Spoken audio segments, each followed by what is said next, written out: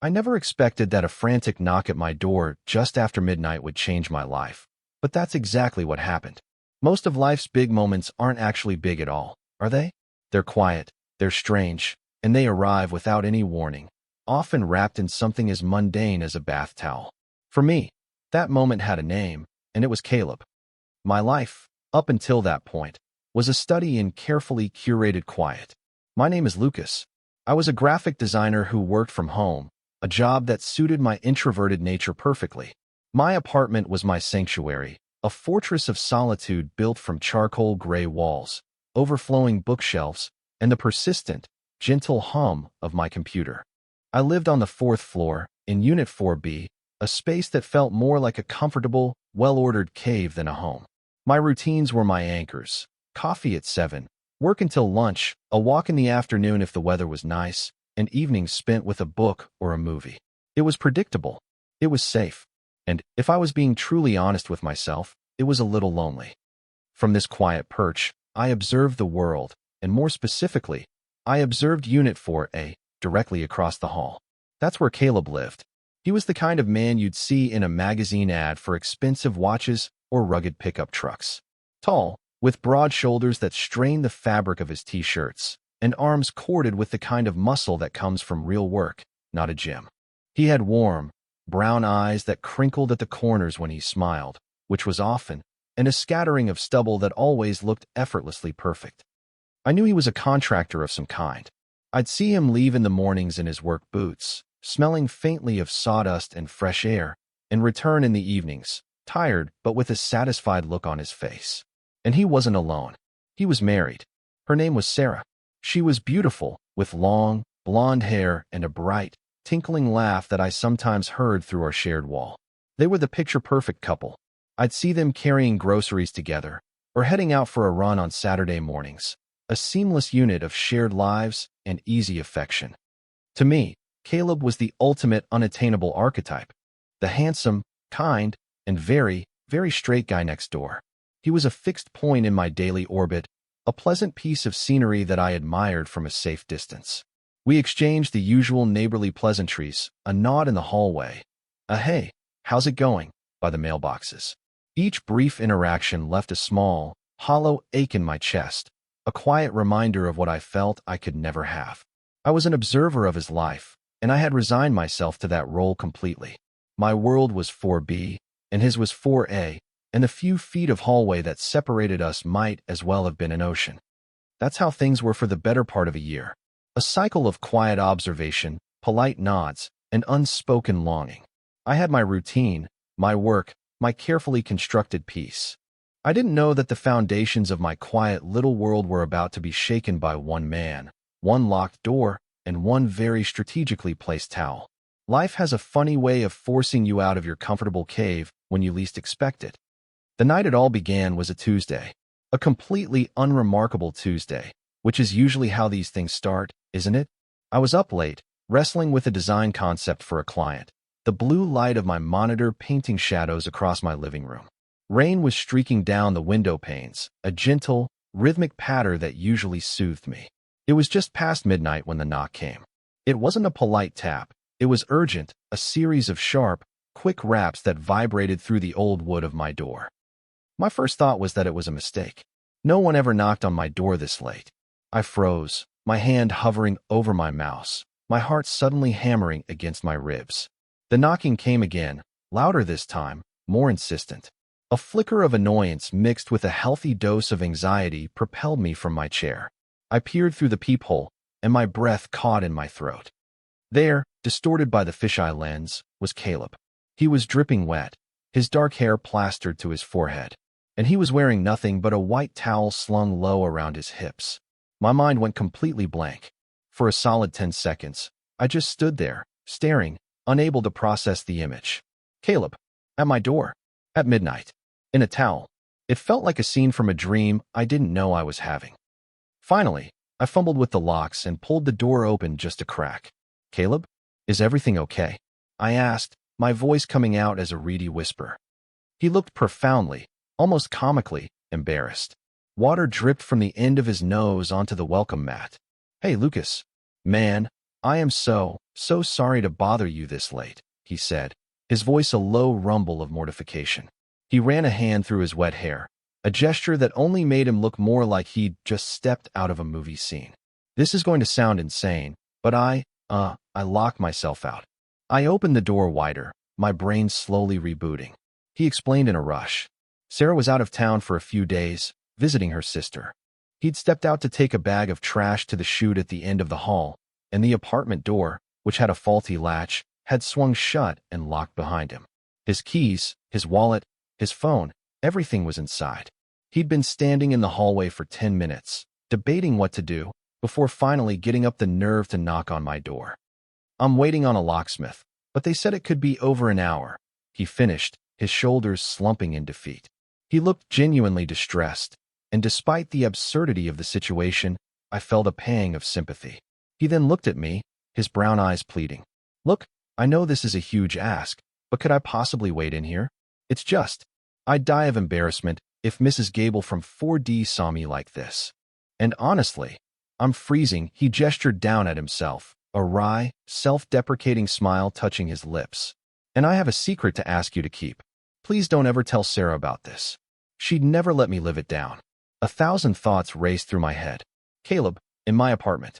The man I'd only ever admired from afar was now asking to come into my space, my sanctuary. My heart was doing a frantic, terrified tap dance. But I couldn't just leave him standing there. "Of course," I heard myself say, the words feeling foreign in my own mouth. "Yeah, come in. Don't worry about it." He slipped inside, and I closed the door, shutting out the quiet hallway and sealing us into my small world together. The air was suddenly charged with a new, strange energy. He stood awkwardly on the entryway rug, a puddle forming around his bare feet. The scent of rain and clean soap filled my apartment. The silence stretched for a moment, thick and heavy. He was here, and I had absolutely no idea what to do next. My apartment, which had always felt like a comfortable extension of myself, suddenly seemed too small, too personal. I was intensely aware of the half-empty mug of tea on my coffee table, the stack of art books beside the sofa, the abstract print I'd hung on the wall. It felt like he wasn't just stepping into my home. He was stepping into my life, seeing the real me, unfiltered. "First things first," I said, my voice steadier than I felt. "You need some clothes before you catch a cold." I turned and headed toward my bedroom, acutely aware of his presence behind me. I pulled a pair of gray sweatpants and a plain black t-shirt from my dresser. They were my comfiest, most worn-in clothes. I handed them to him, trying my best to seem casual, as if I regularly entertained half-naked neighbors in the middle of the night. "Thanks, man. You're a lifesaver," he said, his gratitude genuine. He went into the small bathroom to change, and I used the moment to take a deep, shaky breath. This was happening. Caleb was in my bathroom, changing into my clothes. The sheer domesticity of it was staggering. When he came out, my clothes hung a little loose on his larger frame, the sleeves of the t-shirt tight around his biceps. He looked different, softer, more approachable, less like the untouchable guy from across the hall, and more like just a man. A very handsome man wearing my sweatpants. He sank onto my sofa, letting out a long sigh. "Locksmith said 90 minutes. Best case." He looked around my living room, his eyes lingering on the bookshelves. "You have a lot of books." "Yeah," I managed, perching on the edge of my armchair, feeling like a nervous host at a party I hadn't planned. "It's an occupational hazard. I stare at screens all day, so I like to hold something real in my hands at night." That opened the door to a real conversation. We talked about my work as a designer, and I was surprised by how genuinely interested he seemed, asking smart questions about fonts and color theory. Then he talked about his. He wasn't just a general contractor. He built custom furniture. He spoke with a quiet passion about the grain of different woods, the satisfaction of a perfect dovetail joint, the way a piece of furniture could transform a room. Let me explain something. I had built up a complete picture of Caleb in my head. He was the handsome, athletic guy who probably spent his weekends watching sports and grilling. I never, for a second, imagined him as an artist, a craftsman who spoke about wood with the same reverence I spoke about design. My carefully constructed image of him was beginning to crack. As he talked, he started to relax. His shoulders, which had been tense with embarrassment, eased. He leaned back into the sofa cushions, one arm resting along the back. And then he said something that knocked the wind out of me. He was talking about a difficult client, someone who kept changing their mind about a custom-built dining table. It's just frustrating, he said, looking down at his hands. Sometimes you put all this work into something, you try to make it perfect, but the foundation is just wrong. You can't build something lasting on a shaky foundation, you know? He looked up at me, and his eyes held a weariness that had nothing to do with being locked out of his apartment. It felt like he was talking about more than just a table. In that moment, he seemed incredibly vulnerable. The confident, happy-go-lucky guy from across the hall was gone, replaced by someone thoughtful, a little sad, and much more complex than I had ever imagined. The perfect facade of his life with Sarah didn't seem so perfect anymore. He must have seen the surprise on my face because he quickly changed the subject. Sorry, man. Didn't mean to get all philosophical on you. He offered a small, apologetic smile. No, it's okay. I get it, I said, and I really did. I understood the desire to build something perfect and the frustration when it didn't work out. We fell into a comfortable silence for a moment. I went to the kitchen to make us both some tea, my hands moving on autopilot while my mind reeled. As I handed him the mug, our fingers brushed against each other. It was the briefest of contacts, lasting no more than a second, but it sent a jolt straight through me. It was a tiny, insignificant moment, the kind that happens a dozen times a day with strangers. But this wasn't a stranger. This was Caleb. And in the quiet intimacy of my apartment, in the middle of a rainy Tuesday night, that tiny touch felt like everything. I retreated to my armchair, the spot on my hand where his skin had met mine burning with a warmth that had nothing to do with the hot mug. The 90 minutes came and went.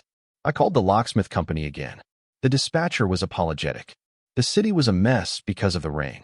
There had been an accident, and their on-call guy was stuck in traffic. There was no estimated time of arrival. It could be another hour, or it could be 3. My stomach dropped. Caleb, who had been listening from the sofa, just sighed and ran a hand over his face. Of course, he muttered. Of course, that would happen. We sat in a new kind of silence, the reality of the situation sinking in. It was past 2 in the morning. The rain was still coming down. The city outside was asleep, and here we were, 2 near strangers trapped together by a faulty lock and a traffic jam.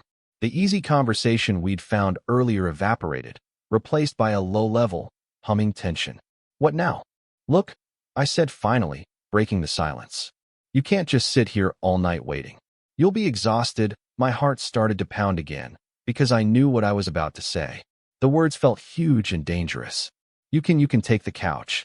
It's not the best, but it's better than nothing. He looked over at me, a complicated expression on his face. Gratitude mixed with a deep reluctance. Lucas, I can't. I've imposed on you enough already. It's too much. It's not, I insisted, getting up to find some blankets in the linen closet. It's just a couch. It's fine. Really, I was trying to convince myself as much as him. I pulled out a spare pillow and a thick quilt, the one my grandmother had made. As I spread it over the sofa, Caleb stood up and walked over. He pressed a hand to the cushions. Honestly, man, he said, a self-deprecating laugh in his voice. My back would be a wreck in the morning. This thing is vintage. He was trying to be light about it, but I could see the genuine dilemma in his eyes. He was trapped. And then, before my brain could stop me, the words tumbled out of my mouth. Take my bed. I'll take the couch. The moment I said it, the air in the room seemed to crackle. It was too intimate, too forward. I immediately started to backtrack. I mean, it's just for a few hours, and I'm a pretty heavy sleeper. I can sleep anywhere, so it's really no big. No, he cut me off, his voice firm but not unkind. Absolutely not. I'm not kicking you out of your own bed. We stood there for a moment, at an impasse. The rain drummed against the window. The clock on the cable box glowed 2:17 a.m. And then a third, utterly insane option presented itself. My bed was a king size. It was huge. We were 2 grown men. It wasn't that weird, was it? It was practical. It was logical. It was also the most terrifyingly intimate thing I could possibly imagine. I'm not even sure who said it first. I think we both just sort of looked at the bed, then at each other, and the unspoken solution hung there between us. It's a big bed, I said, my voice barely a whisper. Caleb nodded slowly, his gaze holding mine. Yeah, he said, just as quietly. It is. And that's how I found myself lying in my own bed, stiff as a board, with Caleb lying beside me, both of us on our respective edges, a vast, 6-inch chasm of empty mattress between us. The room was dark, but not dark enough. I could see the silhouette of his shoulders, hear the soft sound of his breathing. Every tiny shift of the mattress felt like an earthquake. My entire body was humming with a nervous energy, so intense I was sure he could feel it vibrating through the springs. I lay there for what felt like hours, replaying every moment of the night, my mind a chaotic whirlwind. Eventually, the sheer exhaustion of it all began to pull me under. I drifted into a light, restless sleep, my dreams filled with the scent of rain and sawdust. I woke up slowly, drawn from sleep by a warmth I wasn't used to. For a moment, I was disoriented. My room was still dark, but a faint gray light was beginning to filter through the blinds. And then I realized what had woken me. There was a weight across my chest. A heavy, warm arm was draped over me, and a solid presence was pressed against my side. It was Caleb. In his sleep, he had rolled over. His arm was thrown across my torso, his hand resting just above my heart. His head was on the pillow next to mine, so close I could feel the gentle puff of his breath against my neck. He was completely asleep, his face relaxed and peaceful in the dim light. My heart stopped. Then it started again, a frantic, silent drumbeat against his hand. I lay perfectly still, terrified to move, terrified to even breathe. This was it, the turning point. A moment of accidental, unconscious intimacy that felt more real and more profound than any deliberate act could ever be. I could smell the faint scent of my own laundry detergent on the t-shirt he was wearing, mixed with the unique, warm scent of his skin. I wanted to stay in that moment forever, suspended in the impossible reality of having this man, this unattainable man, asleep in my arms. I closed my eyes, committing every sensation to memory. The weight of his arm, the sound of his breathing, the overwhelming feeling of closeness. For the first time in a very long time, I didn't feel lonely. Of course, the moment couldn't last. A few minutes later, Caleb stirred. He shifted, and his breathing changed as he surfaced from sleep. I felt the exact second he became aware of where he was, of how we were lying. His body went rigid against mine. For a split second, there was a stillness, a pause where I felt him simply processing it.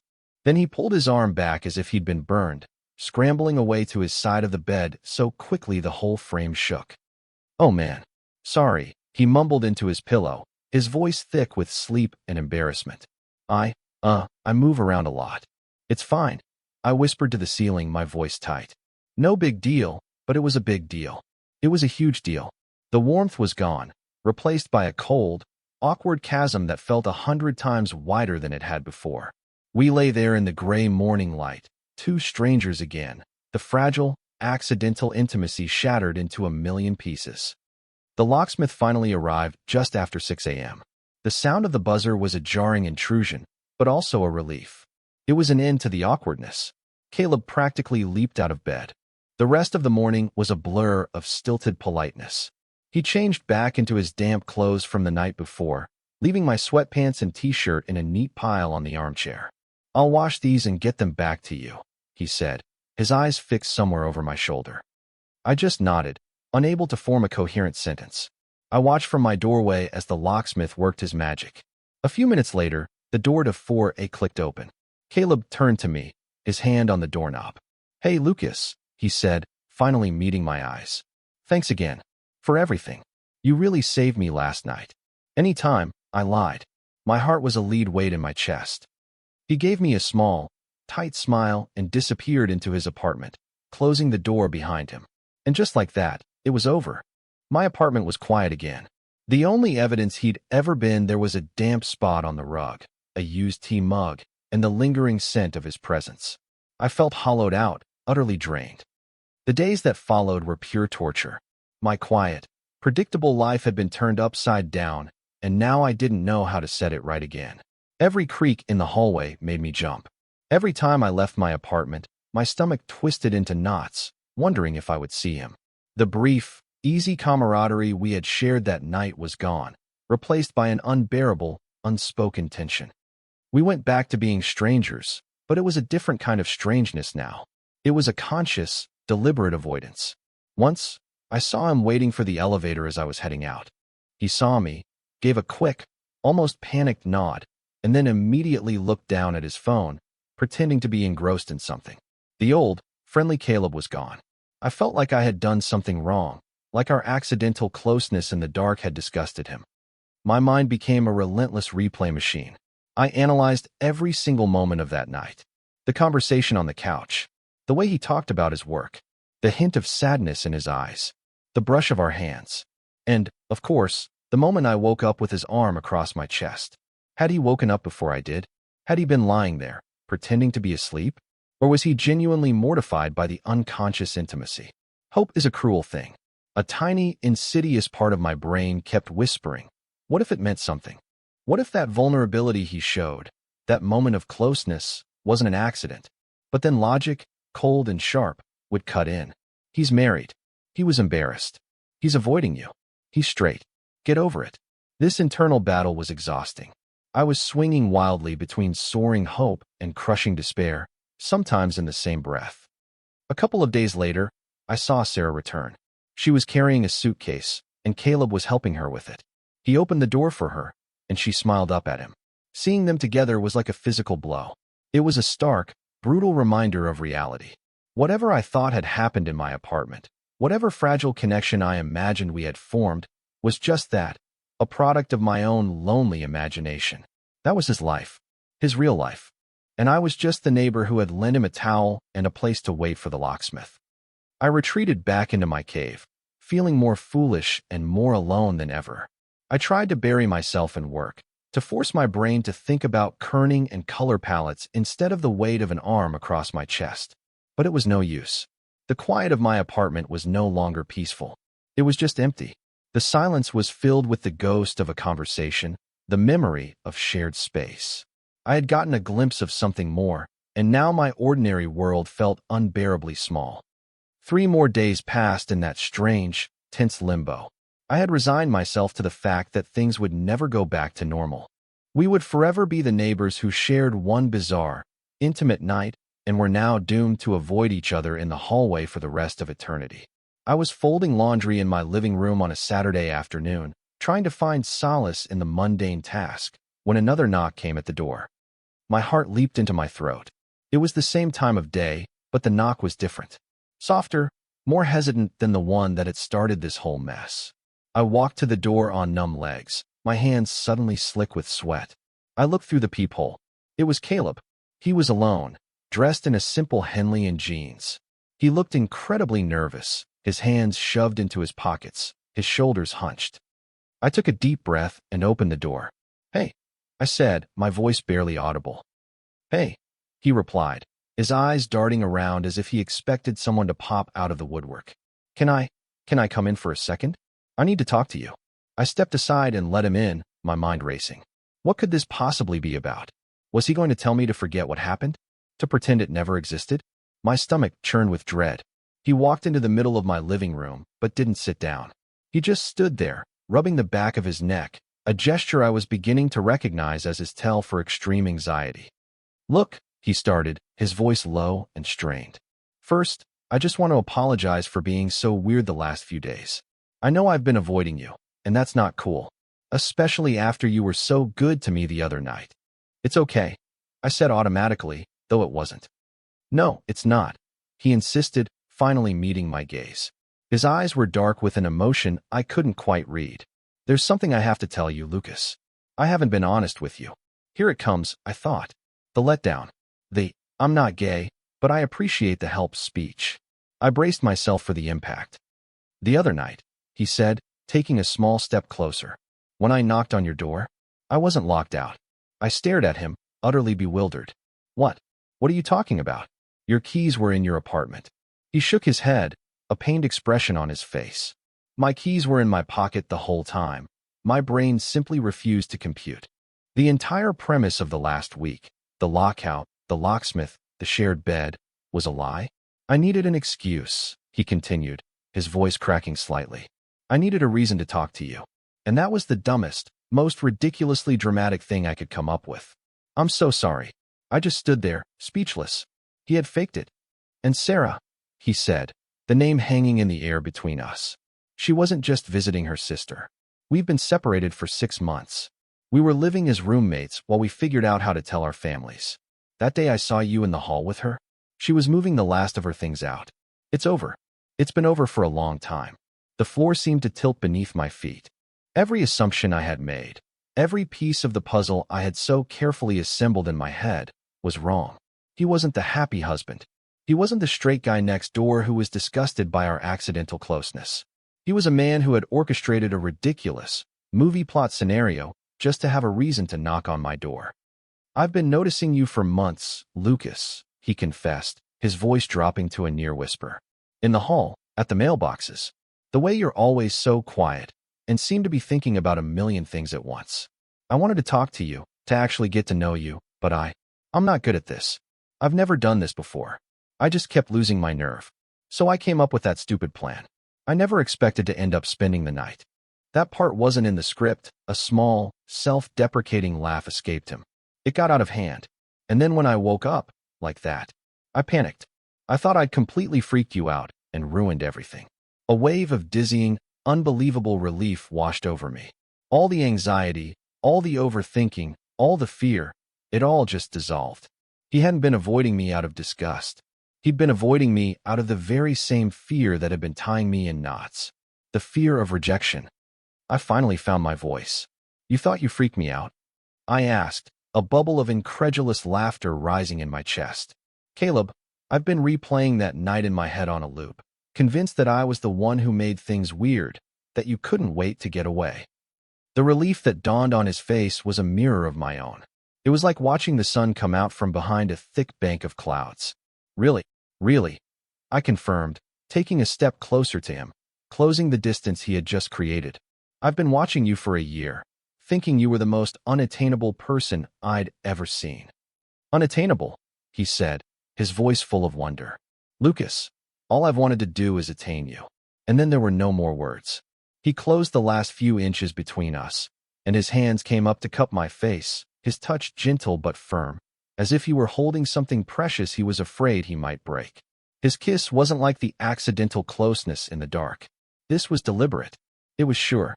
It was a question and an answer all at once, a release of months of unspoken longing.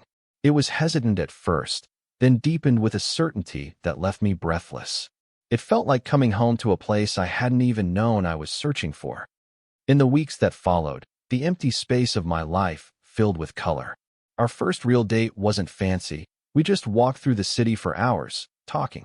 He told me about his childhood, and I told him about mine. The idealized images we'd had of each other from across the hallway slowly faded, replaced by the much more interesting and complex reality of who we actually were. He took me to his workshop, a beautiful, chaotic space on the other side of town that smelled perpetually of cedar and varnish. I watched, mesmerized, as he worked, his large hands moving with a grace and precision that was captivating. He showed me the grain of a piece of walnut, explaining how its history was written in the patterns, and I felt like he was letting me in on the most wonderful secret. In turn, I showed him my work, the digital world I inhabited, and he looked at my designs with the same focused intensity he gave his woodworking. He saw the artistry in it, the structure, the balance. He saw me.